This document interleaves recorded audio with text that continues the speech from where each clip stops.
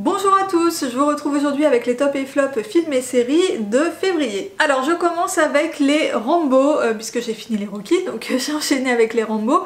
Alors Rambo 1, c'est un peu comme pour les Rocky, Rambo 1 est très différent des suivants et il est vraiment pas mal et en tout cas beaucoup plus original. Alors pour ce qui est de l'histoire, on suit John Rambo qui est un soldat qui revient du Vietnam et il se retrouve dans un bled un peu paumé au fin fond des États-Unis où il cherche un ancien camarade. Et là il se retrouve arrêté sans trop de raison par un policier un peu zélé qui l'emmène au poste, il se fait un peu malmener par les policiers et de là ça part complètement en vrille, donc il arrive à s'échapper, il s'enfuit dans les montagnes.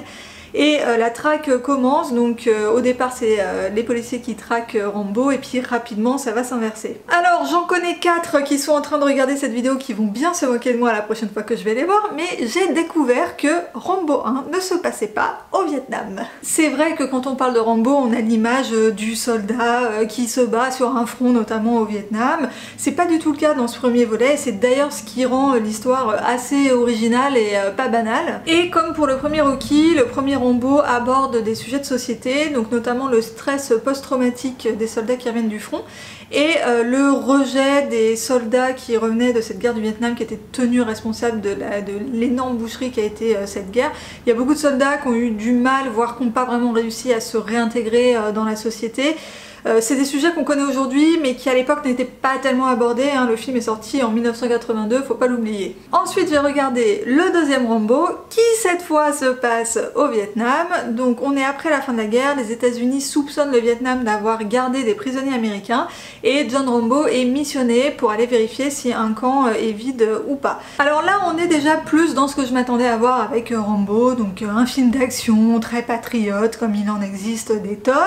Donc Nico Sorella vous expliquerai qu'il en existe des tonnes aujourd'hui mais que c'est le premier du genre, ou en tout cas l'un des premiers du genre.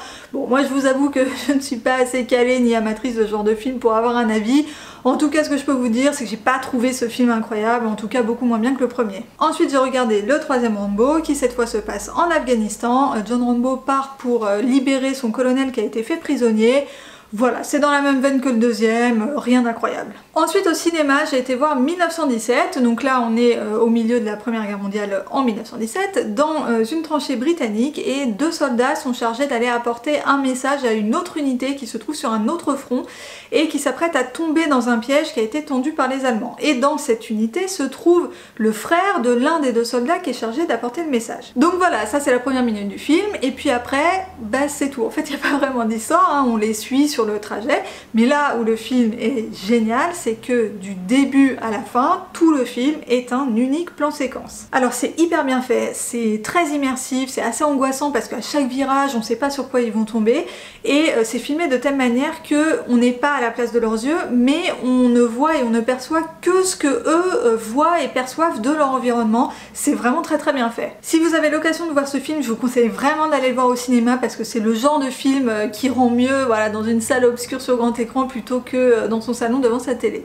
Et pour finir, côté série, on a regardé une série documentaire sur Netflix en 5 épisodes d'1 heure sur l'affaire du petit Grégory. Alors si vous avez vécu dans une grotte ces 35 dernières années, le petit Grégory, c'est ce petit garçon de 4 ans qui a été retrouvé noyé dans la Vologne, dans les Vosges en 1984.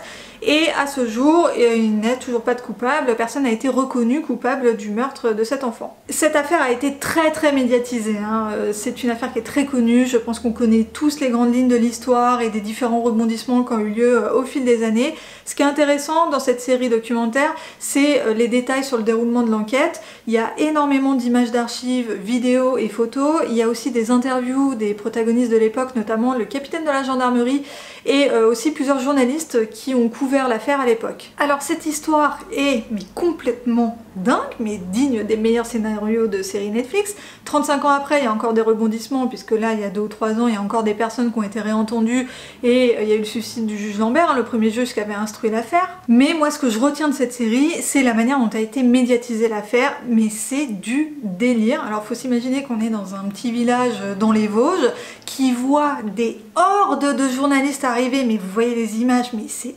hallucinant. On voit des rangées de photographes, de caméramans qui sont là, ils ont filmé les enterrements, mais enfin c'est du délire. Et on peut pas s'empêcher de penser que l'enquête aurait été menée différemment s'il n'y avait pas eu toute cette pression médiatique. Alors est-ce qu'ils auraient trouvé le coupable? On ne sait pas. Mais en tout cas, la situation aurait peut-être été un peu moins malsaine pour la famille. Voilà pour ces top et flop de février. Dites-moi dans les commentaires si vous connaissiez ce que je vous ai présenté, ce que vous en pensez. Dites-moi aussi quels sont vos top et flop de ce mois-ci comme d'habitude. Et voilà, c'est tout pour moi pour aujourd'hui. Je vous dis à très vite dans une prochaine vidéo. Bye bye!